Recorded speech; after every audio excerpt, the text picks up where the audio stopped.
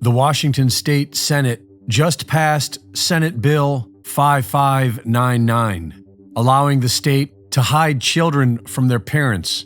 No allegation of abuse is required, just the child's delusional desire to change the gender of their own body. The bill compels state-licensed youth shelters to act as accomplices in castrating children without their parents' knowledge, and allocates over $7 million to pay for the surgical and pharmaceutical castrations. According to this new law, if a child shows up at a youth shelter in Washington state and expresses the desire to change the gender of their body, claiming that their parents are against it, then the youth shelter is legally obligated to not notify the parents of the child's location, but rather to funnel that child into the destructive and horrific world of transgenderism, paid for by the state of Washington with taxpayer dollars. And it's not limited to Washington residences.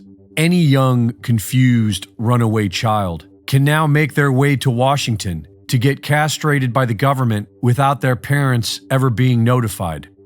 The agenda to destroy Christian culture and the family was further demonstrated last month when scores of UN judges published the 8 March Principles for a Human Rights-Based Approach to Criminal Law Proscribing Conduct Associated with Sex, Reproduction, Drug Use, HIV, Homelessness, and Poverty. The document states that these principles should be of immediate relevance to legislators, judges, and prosecutors at all levels. These principles include the right to abortion and transgender surgeries. They recommend the legalization of prostitution and all drug use. But the real offense is buried at the end of Principle 16, consensual sexual conduct, where it states that sexual conduct involving persons below the domestically prescribed minimum age of consent to sex may be consensual in fact, if not in law. In this context, the enforcement of criminal law should reflect the rights and capacity of persons under 18 years of age to make decisions about engaging in consensual sexual conduct and their right to be heard in matters concerning them. And the reason for this was perhaps best summarized by communist Marxist Vladimir Lenin when he said, "Give me 4 years to teach the children, and the seed I have sown will never be uprooted." Reporting for InfoWars, this is Greg Reese.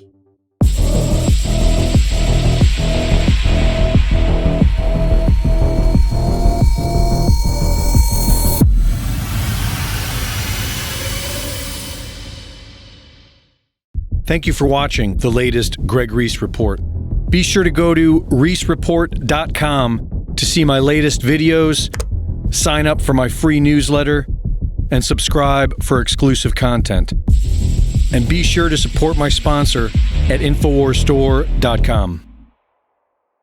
In the early 1900s, certain companies were off-gassing highly toxic fluoride gases into the atmosphere. The surrounding communities began to get sick. Laws were enacted to compel these corporations to install scrubbers to convert these gases into fluorosilicic acid, still highly toxic but containable. Now these companies had a stockpile of this poison, and there was no affordable way to dispose of it. Lucky for them, one of their major stockholders was also the Secretary of the Treasury, who was responsible for the Public Health Service at the time. And by 1950, the US government began buying this toxic, untreated industrial waste product and dumping it into our drinking water. Reputable studies show that it's causing various cancers and other disease. With the Alexa Pure Pro, you can have clean drinking water and a remedy to this madness. Available now at InfoWarsStore.com.